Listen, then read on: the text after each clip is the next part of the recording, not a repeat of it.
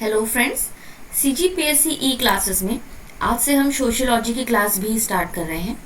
सबसे पहले हम स्टार्ट करेंगे ये देखना कि सोशियोलॉजी में सीजीपीएससी के एग्ज़ाम के हिसाब से सिलेबस कैसा है।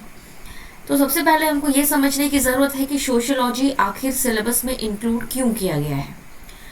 आप और हम में से मैक्सिमम लोग सीजीपीएससी की जो तैयारी कर रहे हैं, सिविल सर्विसेज की परीक्षा की तैयारी करने का मकसद ये होता है कि हम जब सर्विसेज में जब नौकरी में चले जाएंगे, जैसे कोई डेप्यूटी कलेक्टर बन जाते हैं, तो आप लोग समाज में किस तरीके से गवर्नमेंट की जो पॉलिसीज़ हैं, जो नए नए योजनाएं आती हैं, उसका क्रियान्वयन हम लोगों को समाज में करना होगा।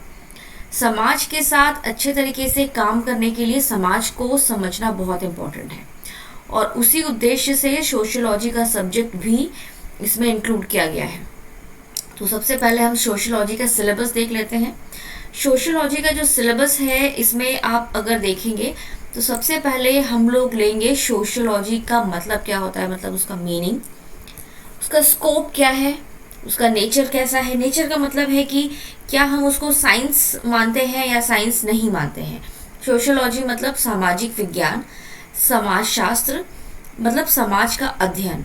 तो इसमें जब हम अध्ययन कर रहे हैं तो सोशियोलॉजी एक साइंस है या एक अवैज्ञानिक अध्ययन है, इसके बारे में जानना, इसको कहते हैं हम इसका नेचर।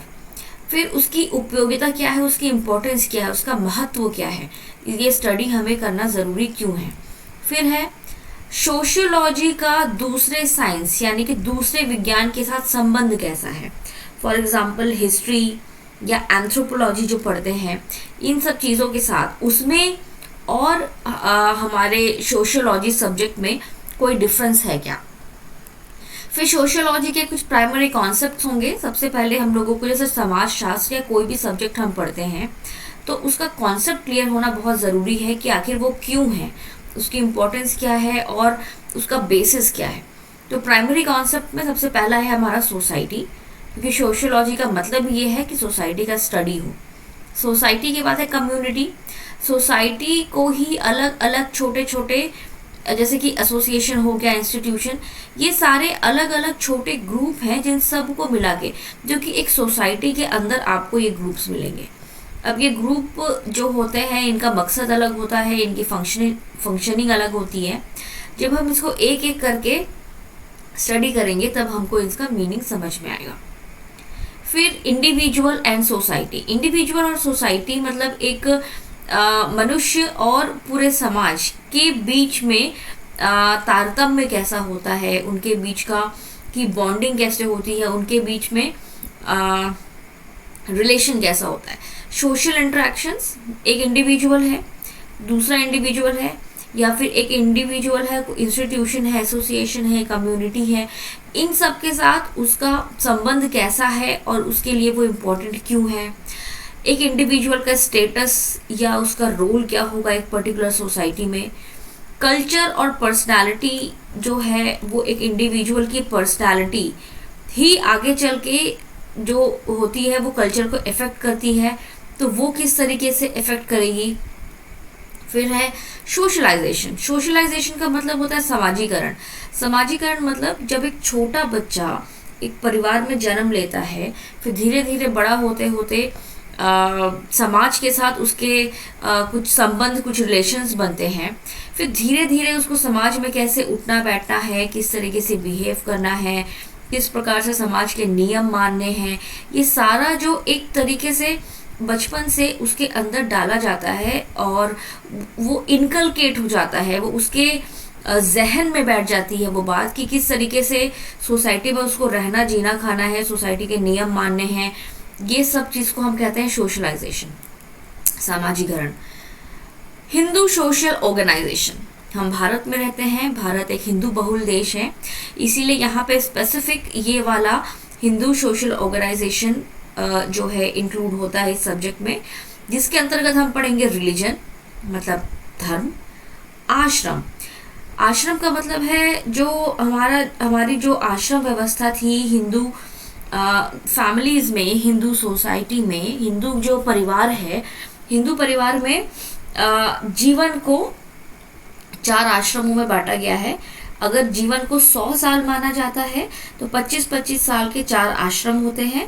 उसी के ये उसी का डिस्कशन है, जो कि एक इंडिविजुअल का एक सोसाइटी में, मतलब एक इंडिविजुअल का डेवलपमेंट होता है एक सोसाइटी में, उसको किस प्रकार से रहना है, उसका एक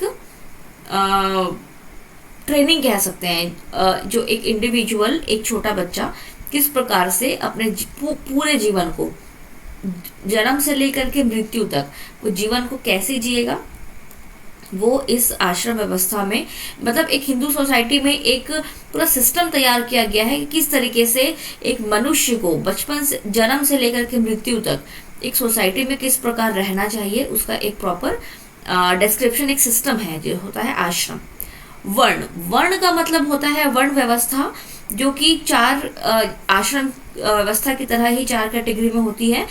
वर्ण व्यवस्था में आते हैं शूद्र, वैश्य, क्षत्रिय और ब्राह्मण्स। ये वर्ण व्यवस्था जो होती है ये कंप्लीटली प्योरली आपके जॉब या जिस भी जॉब प्रोफाइल को आप चूज करते हैं उसके ऊपर डिपेंडेंट रहती है।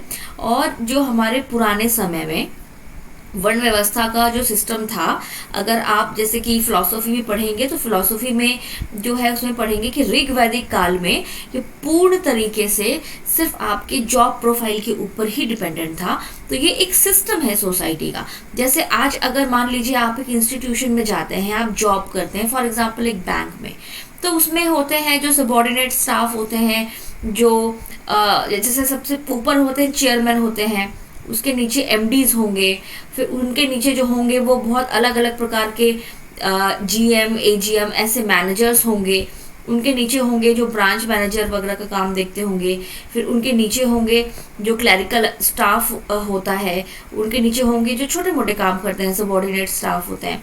तो ये एक तरीके से ये पूरा सिस्टम है जो कि बैंक के मैनेजमेंट को रन करते हैं।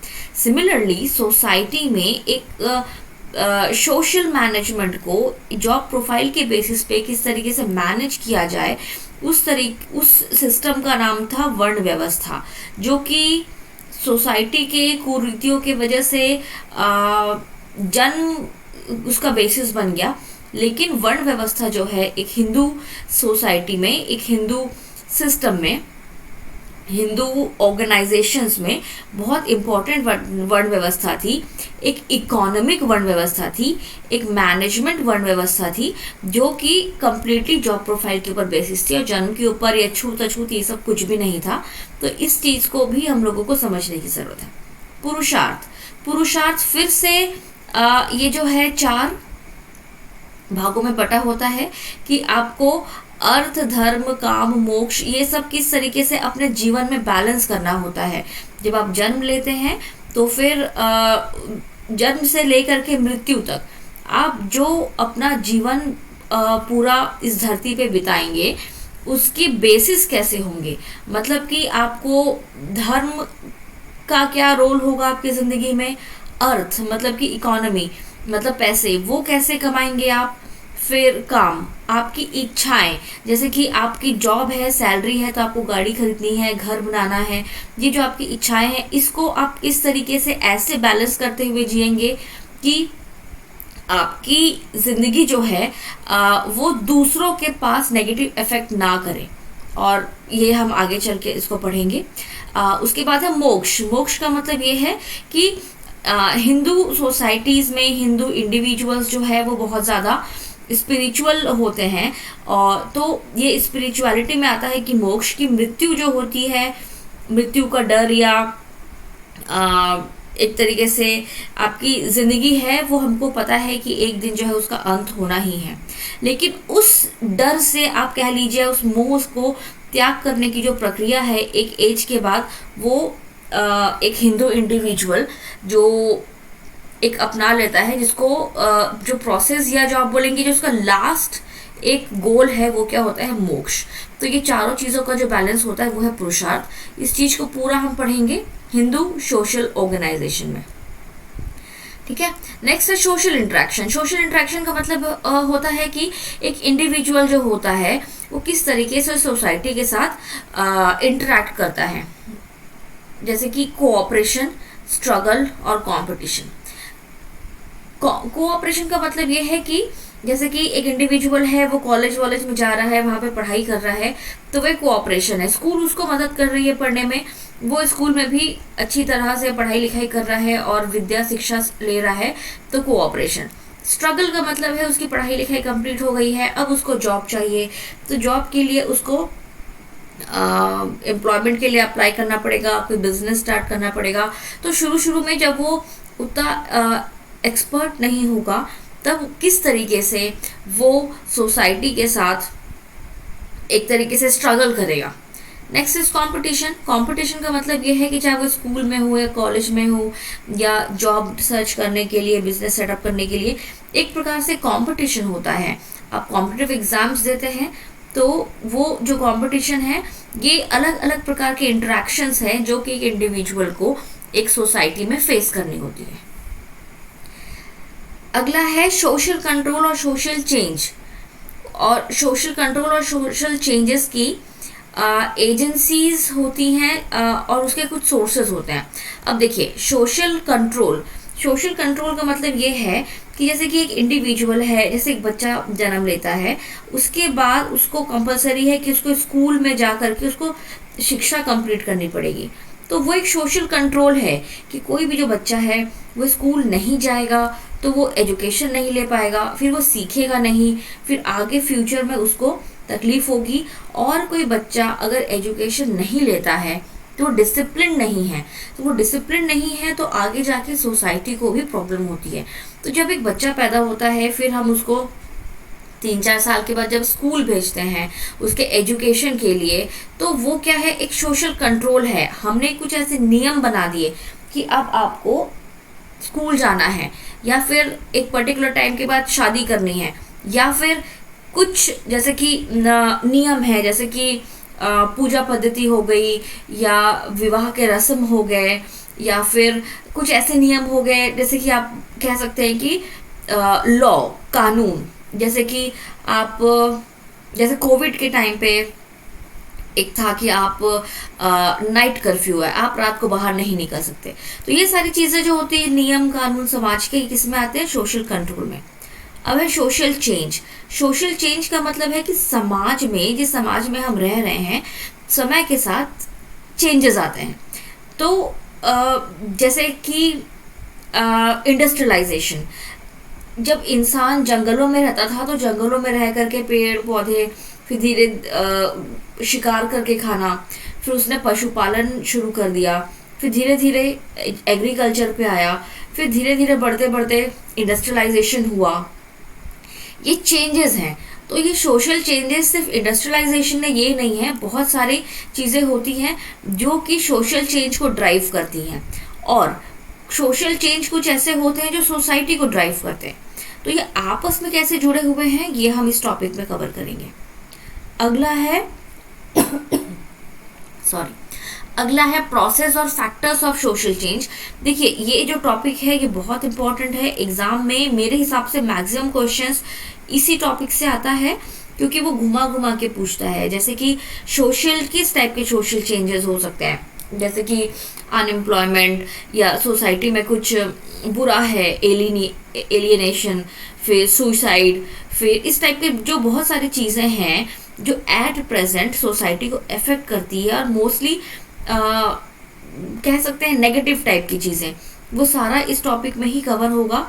इसके पीछे के कारण क्या होते हैं और ये सारी चीज़ें इन टॉपिक में ही रहेगा। जैसे कि अनएम्प्लॉयमेंट, पॉपुलेशन अच्छा है कि बुरा है, फिर राइट्स वगैरह होते हैं सोसाइटी में मतभेद होते हैं, ये सारी चीज़ें सोशल चेंज और इसमें और उसके प्रोसेस में ही आएगा।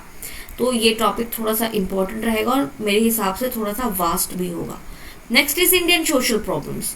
ये भी वैसा ही है, जब सोसाइटी में चेंज आएगा तो कुछ सोसाइटी ऐसी होती है जो बहुत ही खुल के उन चेंजेस को एक्सेप्ट कर लेती है, कुछ सोसाइटी एक्सेप्ट नहीं करती है। जब एक्सेप्ट नहीं कर पाती है तो वहाँ पे सोशल प्रॉब्लम्स अराइज होते हैं। फिर हम एक कॉम्प्लेक्स सोसाइटी में रहते हैं जहाँ पे एक ही जगह पे अलग अलग प्रकार के लोग रहते हैं। जैसे पहले ज़माने में एक गांव में सब गांव की पूरी पद्धति, गांव का रहना खाना, हर चीज़, त्योहार सब एक होता था। अब मिक्स हो गया है सब। वेस्ट बंगाल के लोग छत्तीसगढ़ में रह रहे हैं, छत्तीसगढ़ के मध्य प्रदेश में, ये सबके कल्चर्स अलग है, सब वहाँ रह के मिक्स होते हैं। तो वो पॉजिटिव भी है, लेकिन कभी कभी कुछ जगह पे कुछ सोशल प्रॉब्लम्स वगैरह भी होती हैं इन सब चीज़ों की वजह से, सोसाइटी के कॉम्प्लेक्सिटी की वजह से। तो वहाँ पे अराइज होता है ये सोशल प्रॉब्लम्स। तो ये एक टॉपिक है। अगला टॉपिक है सोशल डिसऑर्गेनाइजेशन। डिसऑर्गेनाइजेशन का मतलब है हमारे कुछ सोसाइटी के नियम हैं, उन नियम को पालना होता है। तो कुछ नियम ऐसे थे जो पहले पुराने ज़माने के हिसाब से थे, अब कुछ नियम ऐसे हैं जो समय के हिसाब से बदल रहे हैं। तो उस केस में जब वो बदलाव सोसाइटी ठीक से एक्सेप्ट नहीं करती है, खुल के एक्सेप्ट नहीं करती है, कोई जनरेशन गैप भी हो सकता है, कुछ टेक्नोलॉजी गैप भी हो सकता है, कुछ कल्चरल गैप हो सकता है, कुछ रिलीजियस गैप्स होते हैं, ये सब क्या क्रिएट करते हैं? इनइक्वालिटी। फिर होता है एलिनिएशन, जिसमें हम लोग किसी को सोसाइटी से एक तरीके से आइसोलेशन में चला जाता है। एनमी मतलब कुछ ऐसे चेंजेस जो नेगेटिव हैं, जो जिस चीज़ को सुधारने की ज़रूरत है। Next is social research and techniques. ये दोनों थोड़े इजी टॉपिक्स हैं। सोशल साइंस को मोस्टली साइंस ही माना जाता है, तो सोशलॉजी को साइंस ही माना जाता है, और उसमें कुछ रिसर्च करने होते हैं और रिसर्च के कुछ टेक्निक्स होते हैं। तो इस जगह पे हम वही डिस्कस करेंगे। Next is use of scientific method to study social phenomena. Social phenomena, बहुत सारे सोशल फिनोमेनाज होते हैं, उनको स्टडी करते हैं। तो उस स्टडी में साइंटिफिक मेथड्स कैसे यूज होते हैं, ये जो है इस टॉपिक में कवर होगा। उसके बाद है problems of objectivity. Problems of objectivity का मतलब ये है कि आपने जैसे कि सोशल फिनोमेना लेकर के ही साइंटिफिक फिनोमेना लेकर के ही आप यहाँ पे एक स्टडी कर रहे हैं, बट उस स्टडी में आपको क्या क्या प्रॉब्लम्स आ रही हैं वो इस जगह पे कवर होगा। Next is tools and techniques of data collection. आप किसी भी चीज़ को साइंटिफिक मेथड से स्टडी करने के लिए कुछ टूल्स यूज़ करेंगे। तो वो टूल्स क्या क्या हैं? एक तो है ऑब्जर्वेशन, इंटरव्यू, क्वेश्चनेयर और स्केड्यूल। तो इन सब चीज़ों के बारे में कि कैसे काम करेंगे, ये इजी टॉपिक है। आपको एक टॉपिक समझ में आ जाएगा तो बहुत इजी तरीके से आप ये सारे चीज़ कवर कर लेंगे। तो इस क्लास में अभी हम लोगों ने सिर्फ सिलेबस को देखा है, और सोशियोलॉजी एक बहुत ही इजी सब्जेक्ट है। हम लोगों को सिर्फ इसको समझने की ज़रूरत है। एक बार आप इसको समझ लेते हैं, और देखिए आप किसी कोचिंग में जा रहे हैं, कहीं से किसी बुक से पढ़ रहे हैं, तो वही बुक और वही कोचिंग जो है वो बहुत सारे लोग स्टडी करते हैं, फिर वही नोट्स लिखते हैं, और हम आंसर पेपर में भी जाके वही चीज़ें लिखते हैं जो कि रिपीटेटिव साउंड करती हैं। तो उससे अच्छा है कि आप किसी भी टॉपिक को समझ लीजिए और नोट्स वगैरह खुद से बनाइए, लिखने की प्रैक्टिस कीजिए, सिर्फ उसके की पॉइंट्स को याद रखिए और खुद से आंसर को बनाइए, तो वो ज़्यादा अच्छा होगा। क्योंकि सोशियोलॉजी मेंस का सब्जेक्ट है, प्री का नहीं। तो इसके लिए हमको थोड़ा सा इसमें थ्योरेटिकल पढ़ना पड़ेगा, और चीज़ों को घुमा घुमा के देखिए। जो मेंस का पेपर होता है सब्जेक्टिव, उसमें अगर आप देखेंगे तो हमारे पास अभी एट प्रेजेंट 4 प्रकार के क्वेश्चंस आ रहे हैं। एक होता है 1 सेकेंड, एक होता है 2 नंबर का, एक होता है 4 नंबर का, एक 8 का और एक 10 का। ठीक है, एक सब्जेक्ट की तैयारी, अपनी समझ इस प्रकार से रखिए कि अगर मैं आपसे पूछ रही हूँ कि सोशियोलॉजी का मीनिंग या स्कोप क्या है, तो आप उसको इस प्रकार से प्रिपेयर करिए कि चाहे वो 2 नंबर का क्वेश्चन में आए या 10 नंबर के क्वेश्चन में, आप उसको पूरी तरीके से समझ के लिख पाए। कहने का मतलब ये, अगर मैंने पूछा है डिफाइन सोशियोलॉजी, तो डिफाइन सोशियोलॉजी में आपको अगर वो 2 नंबर का क्वेश्चन है, तो आपको पता होना चाहिए कि सिर्फ उसके 2 ऐसे पॉइंट्स और 2 यूनिक पॉइंट्स जो आपको ये पूरे के पूरे 2 नंबर दिलवा दें। उसी साथ अगर ये क्वेश्चन 10 नंबर का पूछा है तो आपको वो सारे पॉइंट्स पता होने चाहिए और उसका एक्सप्लेनेशन वो क्यों है, कहाँ है, कैसे है, हर चीज़ जिसको आप एक्सप्लेन कर पाए, पूरी क्लैरिटी के साथ लिख पाए 10 नंबर पे। तो आपको सबसे पहले समझ डेवलप करनी होगी। अगर आप सिर्फ रट लेंगे कि इसका डेफिनेशन ऐसा ऐसा होता है तो फिर आप हो सकता है कि 10 नंबर के पॉइंट्स में बहुत सारा कुछ लिख करके आ सकें, लेकिन 2 नंबर 4 नंबर के पॉइंट में आपको बहुत दिक्कत हो सकती है क्योंकि आप उसको प्रिसाइसली नहीं लिख पाएंगे। तो सबसे पहले हम कोशिश करेंगे यहाँ पे इसकी समझ को बढ़ाना, इसकी अंडरस्टैंडिंग को बढ़ाना कि सोशियोलॉजी एक्चुअल में उसका बेसिस क्या है। तो हम स्टार्ट करते हैं। सोशियोलॉजी मतलब समाजशास्त्र। तो सोशियोलॉजी जो है एक ऐसा वर्ड है जिसमें 2 वर्ड्स यूज होते हैं, एक सोशियो और एक लॉजी। सोशियो वर्ड आया है सोसाइटी से और लॉजी आया है लोगस। सोसाइटी का मतलब समाज होता है, हम सबको पता है। लोगस का मतलब होता है शास्त्र, ठीक है। तो अगर आप इसका लिटरल मीनिंग जानना चाहेंगे तो इसका लिटरल मीनिंग होता है साइंस ऑफ सोसाइटी, मतलब समाज का विज्ञान। सोशियोलॉजी जो है ये, इसको जो फादर ऑफ सोशियोलॉजी माने जाते हैं वो होते हैं ऑगस्ट कॉम्टे। ऑगस्ट कॉम्टे जो है इसके फादर ऑफ सोशियोलॉजी। तो यहाँ पे आपके 2 पॉइंट्स हो गए। पॉइंट नंबर 1 ये कि इसका प्रोपाउंडर कौन है या फिर फादर ऑफ सोशियोलॉजी कौन है। तो फादर ऑफ सोशियोलॉजी कौन है यहाँ पे हमको पता है, मिस्टर ऑगस्ट, ठीक है। सेकेंड थिंग इज यहाँ पे हम लोगों को पता होना चाहिए कि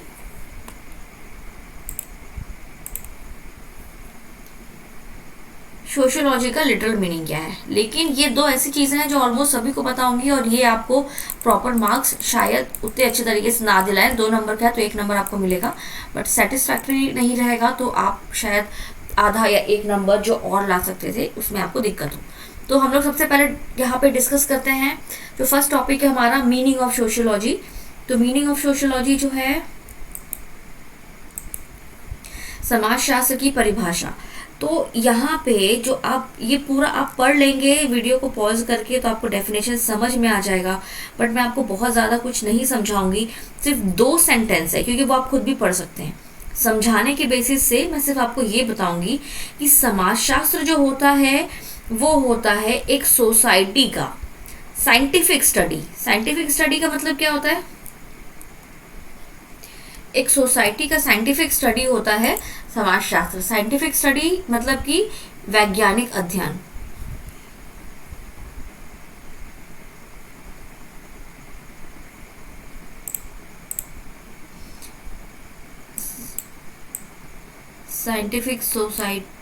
scientific study of a society और एक सिस्टमैटिक डिस्क्रिप्शन, ठीक है, और interpretation of a society as a whole.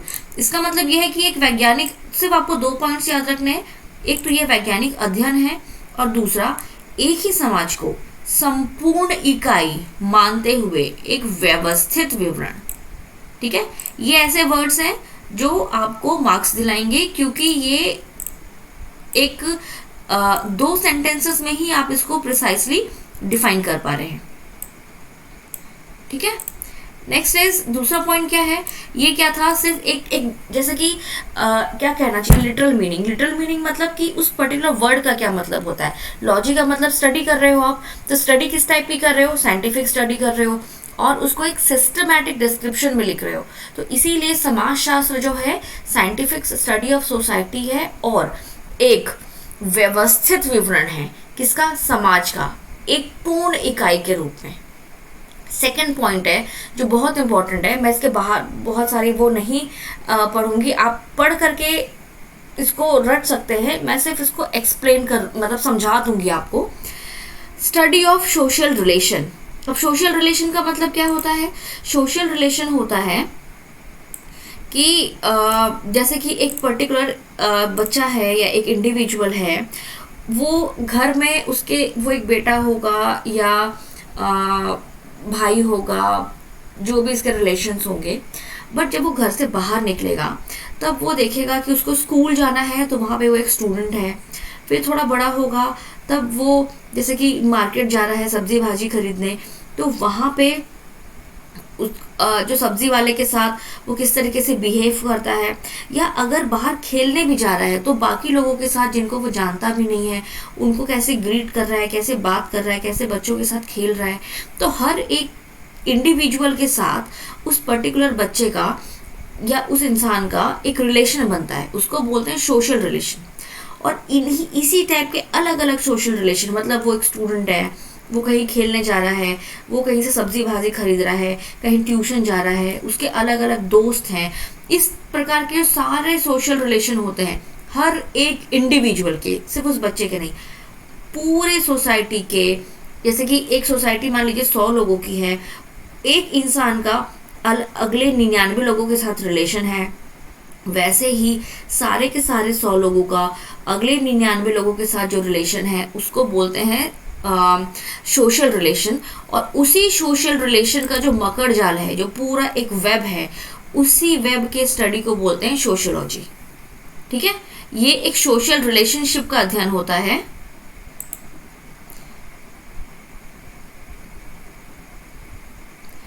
और इस जो नेटवर्क है, जो इस रिलेशनशिप का जो नेटवर्क है, इसको हम क्या कहते हैं, इसको हम कहते हैं सोसाइटी। ठीक है, ये जो पूरा मकर जाल है सोशल रिलेशन का, उसको हम कहते हैं सोसाइटी। ठीक है, सोशियोलॉजी जो है एक साइंस है जो कि वेब ऑफ सोशल रिलेशन है, जैसा कि मैंने अभी आपको बताया है। और यहाँ पे किस चीज का स्टडी होता है, यहाँ स्टडी हो रहा है हमारा मानव, एक मनुष्य का और उसके द्वारा किए जा रहे व्यवहार का। मतलब कि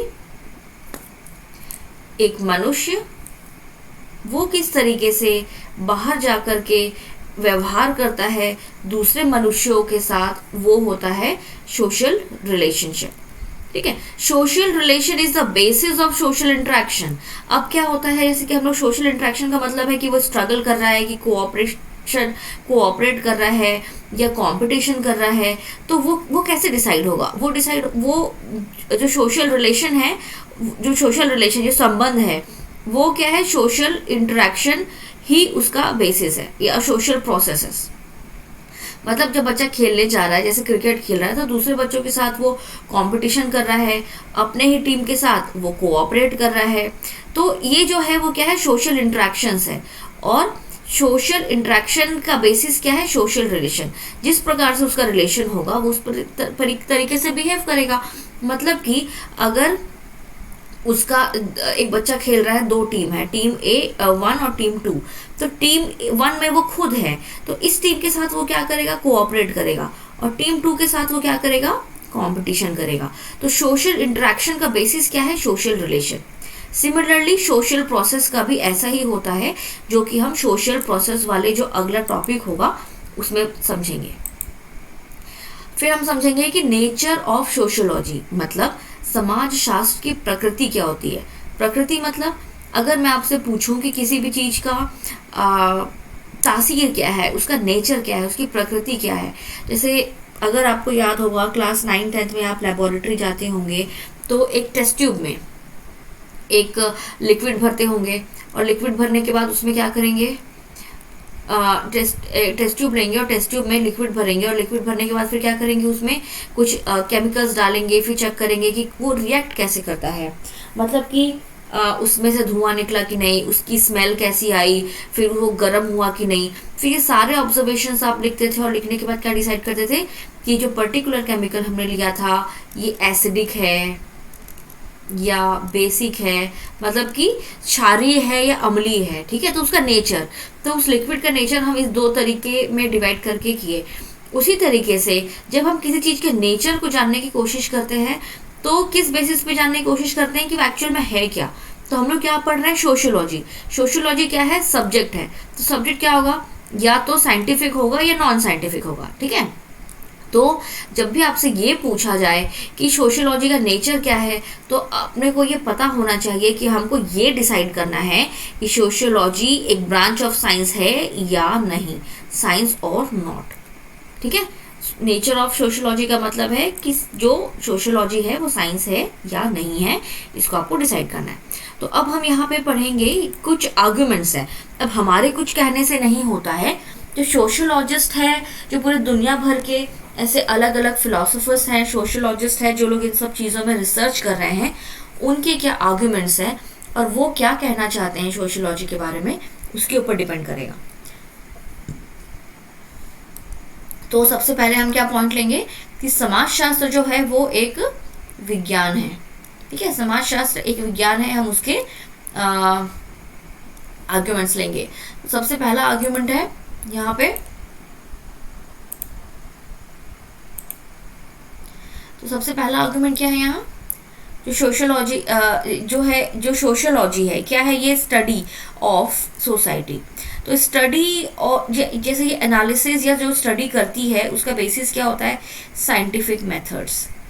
मतलब कि मुझे समाज को स्टडी करना है तो मैं समाज में जा करके उसके कुछ डाटा कलेक्ट करूंगी, फिर उसको एनालिसिस करूंगी। तो डाटा एनालिसिस करना, उसको कलेक्शन करना, लोगों से बातचीत करना, ये सब किस में आता है, साइंटिफिक स्टडी में। क्योंकि जैसे कि मैंने लेबोरेटरी वाला एग्जांपल दिया आपको कि हम पहले उसमें कुछ केमिकल्स डालते थे, फिर क्या करते थे, ऑब्जर्वेशन का मतलब है अवलोकन। तो तब हम लोग क्या करते थे, अवलोकन की पद्धति अपनाते थे। तो जब केमिस्ट्री लैब में अवलोकन हो रहा है, मतलब अवलोकन क्या है, एक साइंटिफिक मेथड है इसका, और यही अवलोकन कहाँ यूज हो रहा है, सोशियोलॉजी में, सोशियोलॉजी को स्टडी करने में। तो इसका मतलब क्या है कि जो सोशियोलॉजी है, क्योंकि ये साइंटिफिक मेथड्स यूज करती है, इसीलिए सोशियोलॉजी भी क्या है, एक साइंस है, branch of science. Next point है कि सोशियोलॉजी जो है वो जिस चीज पे कॉन्सेंट्रेट करती है वो होता है रियल इवेंट्स। रियल इवेंट्स मतलब जो एक्चुअल में सही में घटे हुए घटनाक्रम है उसी के ऊपर उसको स्टडी करती है, इसीलिए वो क्या है, एक साइंस है।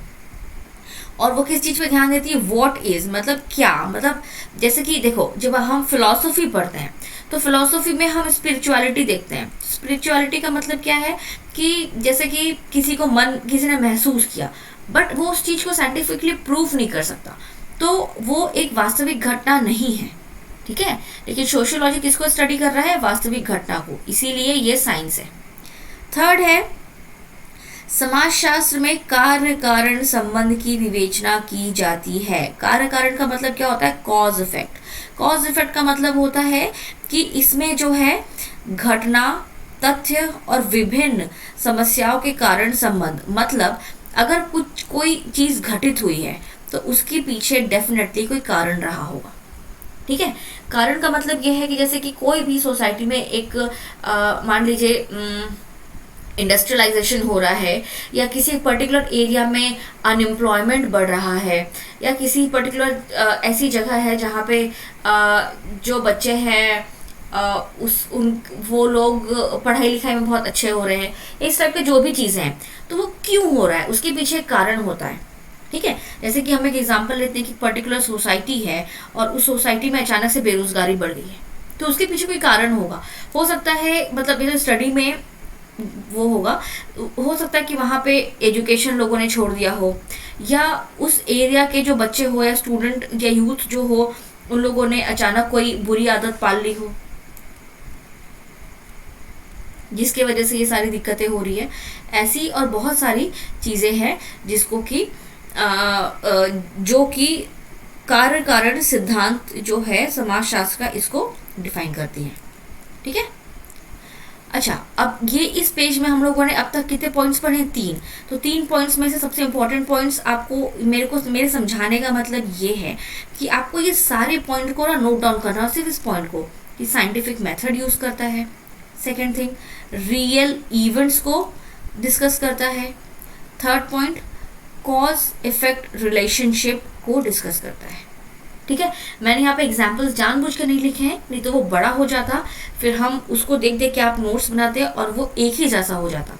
तो आप सिर्फ इन 3 चीज़ों को देखिए और फिर अपने मन में सोचिए कि ऐसे कौन से इवेंट्स हो सकते हैं, क्या क्या एग्जाम्पल हो सकता है, और उसके बाद नोट्स बनाएंगे तो आपके नोट्स जो है वो सेल्फ मेड होंगे और यूनिक होंगे।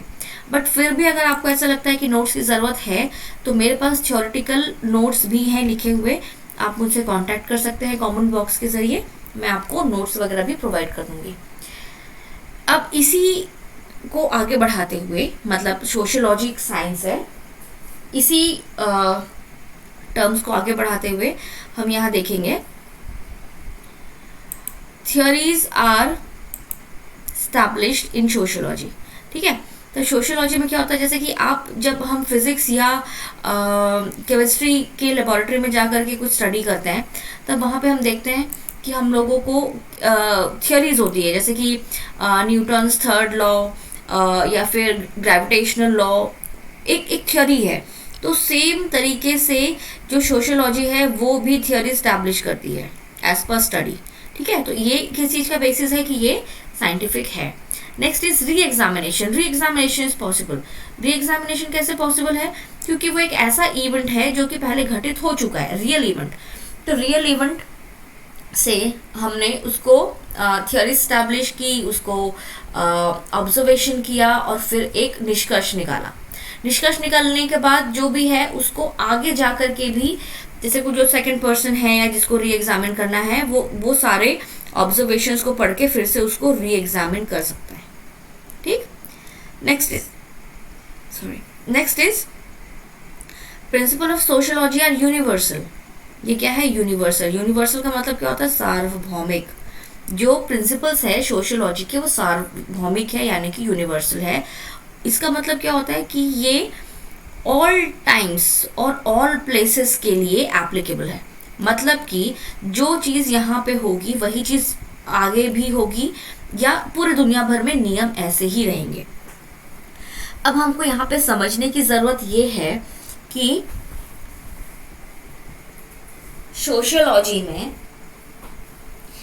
ये, जैसे कि हम लोगों ने यहाँ पे देखा सार्वभौमिक या यूनिवर्सल, ये अभी हम पढ़ रहे हैं यहाँ पे कि ये जो हमारा साइंस वाला, सोशियोलॉजी को साइंस एक्सेप्ट करने वाला प्रिंसिपल है। यहाँ पे हमने ये माना है कि समाज शास्त्र का सिद्धांत सार्वभौमिक है। अभी जब हम नेक्स्ट आर्ग्यूमेंट पे जाएंगे कि समाज शास्त्र साइंटिफिक क्यों नहीं है, तब भी हमको यही लेना पड़ेगा कि समाज शास्त्र का सिद्धांत सार्वभौमिक नहीं है। अब मैं उसका मतलब समझाती हूँ। समाज शास्त्र सार्वभौमिक इसीलिए है कि जैसे एक सोसाइटी का एग्जाम्पल लेते हैं, वो सोसाइटी है अमेरिका की, तो वहाँ पे भी नियम ऐसे ही होते हैं कि एक छोटा बच्चा पैदा होता है, फिर वो स्कूल जाता है पढ़ने के लिए, फिर एक टाइम के बाद उसकी शादी होती है, और फिर से शादी होने के बाद फिर उसके बच्चे होते हैं, वो फिर स्कूल जाते हैं। और यही जो नियम है ये आपको ऑस्ट्रेलिया में भी वही होगा, भारत में भी वही होगा, अफ्रीका में भी यही होगा। तो क्या है, ये सिद्धांत सार्वभौमिक है। ठीक है, कि एक पर्टिकुलर एज के बाद बच्चे को जो है स्कूल भेजेंगे, उसके बाद कॉलेज भेजेंगे, फिर वो नौकरी करेगा, फिर उसकी शादी होगी, और इसी तरीके से सोसाइटी आगे बढ़ेगी। तो ये क्या है, सार्वभौमिक सिद्धांत है। ठीक है, तो इस जगह पे हम लोग क्योंकि साइंटिफिक है पढ़ रहे हैं, इसीलिए मैंने आपको ये एग्जांपल देके समझाया कि सार्वभौमिक क्यों है। अब सार्वभौमिक क्यों नहीं है ये मैं आपको नेक्स्ट पॉइंट पे समझाऊंगी। Next is sociology has the ability to predict. समाज शास्त्र में भविष्यवाणी करने की क्षमता होती है। अब भविष्यवाणी किस तरीके से करेंगे, जैसे हम जब बार बार स्टडी करते हैं तो हमको पता चल जाता है कि जब भी ये पर्टिकुलर चीज होती है तो ये आगे जाके इस प्रकार का रिजल्ट देती है। तो किसी भी चीज को जब आप स्टडी करते हैं, एनालाइज करते हैं, तब हमको धीरे से ये पता चलता है कि हाँ ऐसे इस पर्टिकुलर स्टेप्स को फॉलो करने के बाद यही रिजल्ट निकलता है। तो इसी स्टडी के बेसिस पे हम क्या करते हैं, प्रेडिक्शन करते हैं कि एक पर्टिकुलर समाज है जो बहुत अच्छे से पढ़ाई लिखाई करता है तो हमेशा वही फर्स्ट आता है। ठीक है, तो हम ये स्टडी करते हैं कि ठीक है आगे भी पढ़ेगा, आगे भी फर्स्ट आएगा, तो ये हमारी प्रेडिक्शंस होती हैं। ठीक है, इसी पॉइंट को जब हम नेक्स्ट पढ़ेंगे तब आप ये पढ़ेंगे कि सोशियोलॉजी साइंटिफिक इसीलिए नहीं है क्योंकि ये प्रेडिक्शंस नहीं कर सकता। तो यहाँ पे एग्जांपल दिया मैंने कि आप जो है समाज में एक चीज देखेंगे कि ये कृषि प्रधान समाज है, तो ये कृषि करता है, तो आगे जाके मतलब इसके ये यही कृषि करेगा या ये फिर, तो ये इस साइंटिफिक मतलब कि सोशियोलॉजी साइंटिफिक है, इसका आर्ग्यूमेंट है कि ये भविष्यवाणी कर सकता है। किस बेसिस पे करता है, पिछले पूरे इवेंट्स को एनालाइज करके कि ऐसा ऐसा होता है तो इसका रिजल्ट यही आता है। ठीक है, अब नेक्स्ट टॉपिक पे चलते हैं। नेक्स्ट टॉपिक क्या है? कुछ सोशियोलॉजिस्ट का मानना है कि जो साइंस सोशियोलॉजी है वो साइंस नहीं है। ठीक है, तो पहला है लैक ऑफ न्यूट्रलिटी। अब लैक ऑफ न्यूट्रलिटी हम कैसे कह सकते हैं? जैसे आप जो है सोशियोलॉजी में एक सर्वे करने जाते हैं, जैसा कि जब आप आगे बढ़ेंगे तो समाज को स्टडी करने का एक बहुत जो टूल्स होते हैं वो होता है स्केड्यूल, क्वेश्चनर, इंटरव्यू, जैसा कि हमने सिलेबस वाले टॉपिक पे देखा था। तो अब इसमें क्या है कि आप स्टडी कैसे कर रहे हो, किस बेसिस पे? इंटरव्यू के बेसिस पे। आप किस बेसिस पे एनालिसिस कर रहे हो या उसको स्टडी कर रहे हो? इंटरव्यू के बेसिस पे। तो जब आप जा रहे हो और सामने वाले से इंटरव्यू ले रहे हो, तो जो सामने वाला आपको इंटरव्यू दे रहा है वो न्यूट्रल है कि नहीं, इसका कोई प्रूफ है क्या? नहीं है। इसका मतलब क्या है कि जो आपके पास जो स्टडी का जो रिजल्ट निकलेगा वो भी न्यूट्रल नहीं होगा। सेम केस होता है क्वेश्चनर में भी और सेम केस होता है स्केड्यूल में भी। मतलब जब आप एक क्वेश्चनर बनाएंगे और सोसाइटी को उसको भरने के लिए देंगे कि आप ये क्वेश्चनर को भरिए, इसी के बेसिस पे आप स्टडी करेंगे और एनालाइज करेंगे, तो वो अपने हिसाब से जो उसको लगता है कि नहीं मेरे फेवर में ये आएगा तो मैं ये भर दूँ, तो उससे क्या होता है कि वो न्यूट्रल नहीं होता। तो इसीलिए क्योंकि वो न्यूट्रल नहीं है। अब देखिए, जैसे कि न्यूट्रलिटी का साइंटिफिक होने से क्या मतलब है? अगर लॉ ऑफ ग्रेविटी है जो कि एक साइंटिफिक थ्योरी है या साइंटिफिक लॉ है, तो उसमें अगर एक पर्टिकुलर चीज़ है तो वो हमेशा आप कुछ भी फेंकिएगा तो वो नीचे ज़मीन पे ही आएगा, नीचे ही आएगा, ग्रेविटी उसको खींचेगी। इररेस्पेक्टिव ऑफ कुछ एक्सेप्शन एज एन, जैसे साइंटिफिकली हम किसी चीज़ को वो करते हैं उड़ने वाला, वो अलग है, रॉकेट छोड़ा वोड़ा वो सब अलग चीज़ है, बट ग्रेविटी उसको खींचेगी। आप इंडिया में भी फेंकेंगे तो भी ग्रेविटी खींचेगी, अमेरिका में भी भेजेंगे तो भी खींचेगी, आप पत्थर फेंकेंगे तो भी खींचेगी, आप एप्पल फेंकेंगे तो भी खींचेगी, लोहा फेंकेंगे तो भी खींचेगी। मतलब वो सबके साथ बराबर है। ऐसा नहीं है कि वो लोहा फेंक रहे हैं तो उसको अच्छा नहीं लग रहा तो वो नहीं खींच रही है, ऐसा नहीं है। वो न्यूट्रल है, वो सभी को एक जैसा मानती है और ग्रेविटी सभी को खींचेगी, और ये जो लॉ है वो सभी के लिए बराबर है, एक ही फॉर्मूला सबके ऊपर लगेगा। ठीक है, तो इसीलिए क्योंकि वो न्यूट्रल है इसलिए वो साइंटिफिक है, और सोशियोलॉजी में ये वाली चीज़ क्योंकि न्यूट्रल नहीं है इसलिए साइंटिफिक नहीं है। Second point is complexity of social events. Social events बहुत कॉम्प्लेक्स है समझने के लिए, इसीलिए साइंटिफिक नहीं हो सकता। मतलब ये कि अगर आप केमिस्ट्री पढ़ते हैं, उसमें HCl टेस्ट करते हैं या कोई पर्टिकुलर कोई सा भी टेस्ट करते हैं जो आपने 9th 10th में भी किया होगा, उस सारे टेस्ट में एक ही प्रकार का रिजल्ट आता है। अगर एसिडिक है कोई पर्टिकुलर चीज़ या अम्लीय है तो वो वैसा ही रिजल्ट देगा, और अगर वो क्षारीय है तो वो, या फिर बेसिक है तो वो वैसा ही रिजल्ट देगा। लेकिन सोसाइटी इतनी कॉम्प्लेक्स होती है, मतलब इसमें हिंदू, क्रिश्चियन, मुस्लिम, सिख सबके अलग अलग पद्धतियाँ, चाहे वो पूजा की हो या शादी की हो या अंतिम संस्कार की हो या जन्म की हो, तो ऐसा होता है कि और सोसाइटी इसके ऊपर से अलग अलग नहीं रह रही, एक ही जगह पे रह रही है, तो आप उसको बहुत अच्छे तरीके से स्टडी नहीं कर पाते कि वो बहुत ही ज़्यादा कॉम्प्लेक्स होती है। ठीक है, तो जब इतनी कॉम्प्लेक्सिटीज़ होती है तो आपके पास जो स्टडी करने के बाद रिजल्ट आएगा वो परफेक्ट रिजल्ट आएगा ऐसा ज़रूरी नहीं है। और क्योंकि परफेक्ट रिजल्ट नहीं आएगा इसीलिए भी सोशियोलॉजी है वो साइंस नहीं है। ठीक है, next, the nature of social event is dynamic. जैसे कि हम लोगों ने पहले भी डिस्कस किया था कि जो सोसाइटी होती है वो प्रगतिशील होती है। पहले एक सोसाइटी थी जबकि लोग जंगल में जा कर के शिकार करके खाते थे, फिर धीरे से उनको कृषि, फिर उन्होंने पशुपालन स्टार्ट किया, फिर कृषि के बाद क्या हो गया, वो डेवलप हो करके ये इंडस्ट्रियलाइजेशन तक आ गए, और अभी जो है वो धीरे से बहुत ज़्यादा और अलग अलग टेक्नोलॉजीज़ और ये सब आने की वजह से और बहुत सारे चेंजेस आए हैं। तो ये जो नेचर ऑफ जो सोशल इवेंट्स जो इतने डायनामिक होती है, तो आप उसको ऐसे स्टडी नहीं कर सकते कि जैसे कि पहले ये ऐसा था तो अभी भी वैसा ही होगा। सामाजिक घटना जो है वो प्रगतिशील होने की वजह से वो बदलती रहती है, और बदलने की वजह से देखिए, जैसे कि हम लोग पढ़ रहे हैं फिजिक्स के बारे में, तो आज से 50 साल पहले भी चीज़ें नीचे गिरती थी तो ग्रेविटी खींचती थी, और केमिस्ट्री में अगर सोना था तो उसका भी जो केमिकल फॉर्मूला होगा वो जैसा था वो अभी भी वैसा ही है। बट सोशियोलॉजी में ऐसा नहीं है। सोशियोलॉजी कैसा है, जो पहले था वो बदल बदल के चेंज हो के वो अभी दूसरे फेस में आ गया है, तो इसीलिए वो प्रगतिशील है और कांस्टेंट नहीं है। इसकी वजह से भी वो साइंटिफिक या वैज्ञानिक नहीं है। दूसरी चीज, सामाजिक घटनाओं में सार्वभौमिकता का अभाव। जैसा कि मैंने पहले बताया था कि सोशियोलॉजी यूनिवर्सल थ्योरीज फॉलो करती है, इसीलिए वो साइंटिफिक है। यूनिवर्सल थ्योरी कैसे, मतलब पूरी सोसाइटी में एक नियम है कि जब छोटा बच्चा पैदा होगा तो एजुकेशन लेगा पहले, फिर कॉलेज वॉलेज जाएगा, फिर नौकरी वोकरी करेगा, फिर शादी करेगा, तो उसको स्कूल भेजना, उसको शिक्षा देना, ये हर सोसाइटी में यूनिवर्सल है। अब लैक ऑफ यूनिवर्सलिटी कैसे आती है कि जैसे कि एग्जाम्पल लेते हैं कि एक सोसाइटी में शादी होती है, तो हो सकता है कि किन्हीं किन्हीं जगह पे कम एज पे शादी होती हो, कुछ सोसाइटीज़ में ज़्यादा एज में शादी होती है, या शादी के तरीके अलग होते हैं, या लोगों में शादी के कंडीशंस भी अलग होते हैं।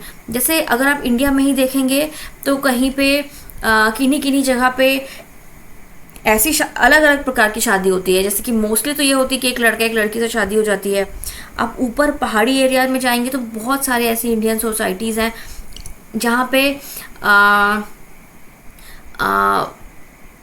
पॉलीएंड्री होती है, मतलब कि एक लड़की की शादी पूरे परिवार से ही कर देते हैं, मतलब अगर 2 भाई हैं तो दोनों भाई से, इस टाइप की। तो वो यूनिवर्सल नहीं है। जैसे कि नियम हर जगह, ये यूनिवर्सलिटी नहीं है कि शादी जो है वो एक लड़का और एक लड़की की ही होगी।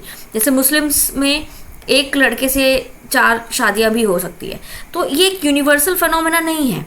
शादी होना यूनिवर्सल है, बट शादी कैसे होना उसके नियम यूनिवर्सल नहीं है। तो ये यूनिवर्सलिटी जो है ये लैक कर जाती है। तो फिर से यहाँ पे इंपॉर्टेंट पॉइंट्स इस पेज का अगर हम देखेंगे तो lack of neutrality, complexity of, तटस्थता का अभाव, ठीक है, सामाजिक घटनाओं की जटिलता, उसके बाद फिर समाज का प्रगतिशील होना और सामाजिक घटनाओं में सार्वभौमिकता का अभाव। ये क्या है हमारे मेन पॉइंट्स, ये आपको नोट कर लेना है और इन्हीं पॉइंट्स को आपको अपने हिसाब से नोट्स बना करके लिखने हैं। और अगर आपको नोट्स चाहिए तो जैसा कि मैंने बताया आप मुझे संपर्क कर सकते हैं, फिर हम आगे नोट्स के लिए बात कर सकते हैं। फिर difficulty in measuring social events. अब देखिए सोशल इवेंट्स कैसे होते हैं, जैसे कि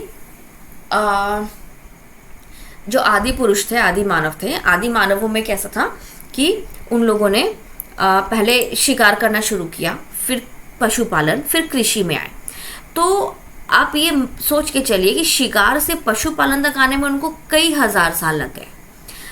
पशुपालन से एग्रीकल्चर में आते आते, कृषि में आते आते भी उनको कई 100 साल लग गए। कृषि से उनको फिर इंडस्ट्रियलाइजेशन